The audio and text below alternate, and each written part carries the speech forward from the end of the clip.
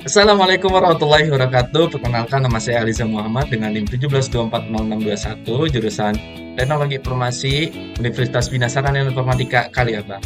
Pada kesempatan kali ini, saya akan memaparkan materi dengan judul Keadaan Perekonomian Internasional Akibat Genosida Israel ke Palestina. Topik ini sangat penting karena menunjukkan bahwa konflik kemanusiaan tidak hanya berdampak pada satu wilayah, tetapi juga membawa efek domino terhadap perekonomian global. Konflik Israel dan Palestina yang telah berlangsung selama puluhan tahun ini mencapai fase paling tragis dengan genosida di Gaza. Di balik penderitaan kemanusiaan yang terjadi, terdapat pula dampak serius pada ekonomi global, seperti naik turunnya harga energi, gangguan distribusi barang, serta ketidakpastian investasi internasional. Kawasan Timur Tengah adalah pusat produksi minyak dunia. Ketika konflik meningkat, resiko terganggunya distribusi energi membuat harga minyak naik signifikan. Negara-negara seperti Iran dan Arab Saudi terlibat secara tidak langsung dalam ketenggangan ini, sehingga pasar menjadi tidak stabil. Dan banyak negara besar kini memfokuskan anggaran bantuan luar negeri mereka untuk Palestina.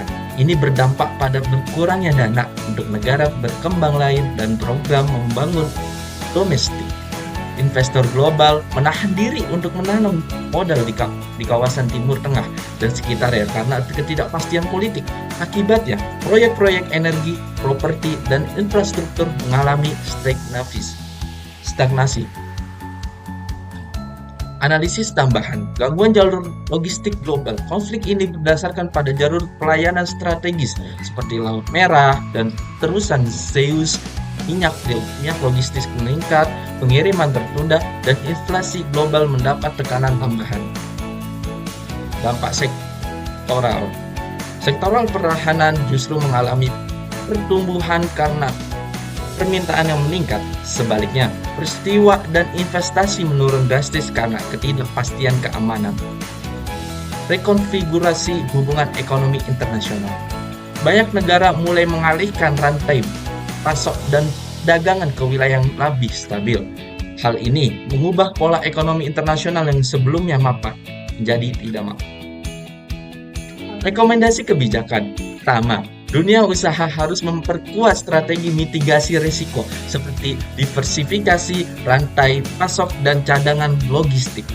Kedua, pembuat kebijakan perlu memperhitungkan faktor geopolitik dalam kebijakan fiskal dan moneter untuk menghadapi dampak ekonomi jangka panjang.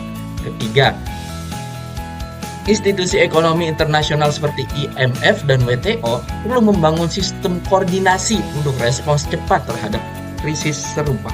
Keempat, investasi pada jalur perdagangan alternatif perlu ditingkatkan guna mengurangi ketergantungan pada titik strategis yang rawan konflik.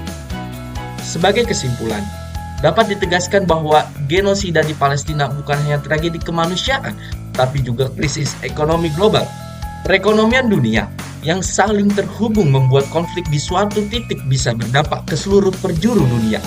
Maka dari itu, kolaborasi global diperlukan, tidak hanya itu mencapai perdamaian, tapi juga menjadi kestabilan ekonomi dunia. Cukup sekian penjelasan kali ini. Dengan saya Aliza Muhammad, pamit undur diri. Terima kasih atas perhatian Anda. Wassalamualaikum warahmatullahi wabarakatuh.